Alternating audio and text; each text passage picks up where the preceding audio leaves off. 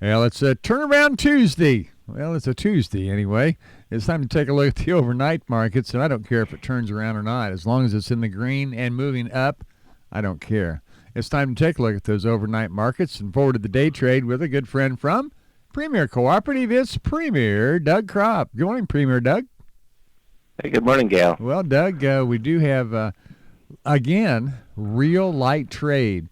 I wonder how much of it is just carryover technical, and I guess I was a little surprised. I think maybe the numbers on the planning progress actually surprised some of the traders too, Doug.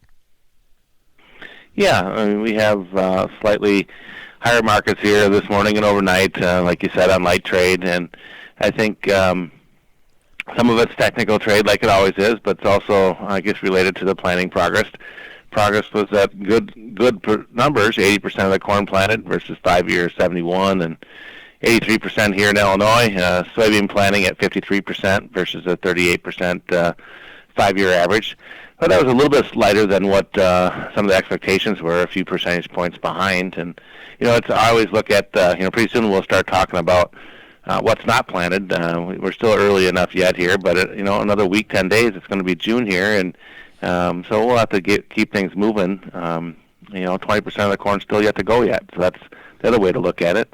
So it's, some work to be done yet, and some states are having more issues than others. If you look at North Dakota in particular, they only have 20% of their corn, 9% of their beans, and 41% of their spring wheat. So they have a hangover from, I think, last fall and winter with all the wet weather, and the spring's been very wet for them. Well, and you look at the 6 to 10 and the 10 to 14 day, which tends to, in certain parts of the mid-belt, to have a little bit wetter but warmer. But we've got to also recognize that, we're clicking the clock down to the prevent plant date on some insurance policies, which is the end of the May in a lot of states. Yeah, definitely, and I think that's something that's going to be looked at closer, especially after last spring. But if we put everything in perspective as well, I mean, we had a couple other things. One, in the winter wheat crop, we did have that rating drop 1% to 52%, good to excellent. And that was maybe a little bit deceiving because the western states have a really good wheat crop, and then the main wheat growing areas did see some declines. The other thing is compared to last year. Last year we only had 44% of our corn and 16% of our beans planted at the same date. Exactly. Well, we are starting to see all those play into play, and of course, China continues to be in the headlines, whether it's totally banning Australian barley or whether or not they will continue with the demand that we need from soy and soy products and other ag products as to the phase one is outlined.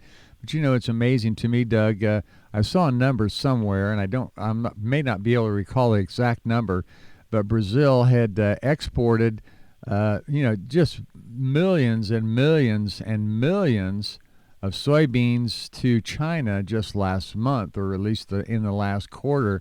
And we get excited when they buy 200,000 metric ton, when when China has bought literally hundreds of thousands of tons of soybeans from Brazil. Yeah, the Brazilian program is the record to China, and that's still a function of a couple of things. It's still our hangover from our trade war, trying to get an agreement with China, and then also it comes down to, when in reality it comes down to economics, and China has been able to buy beans from Brazil cheaper than what they were in the U.S. For this time of year, because that's when they're harvesting and whatnot.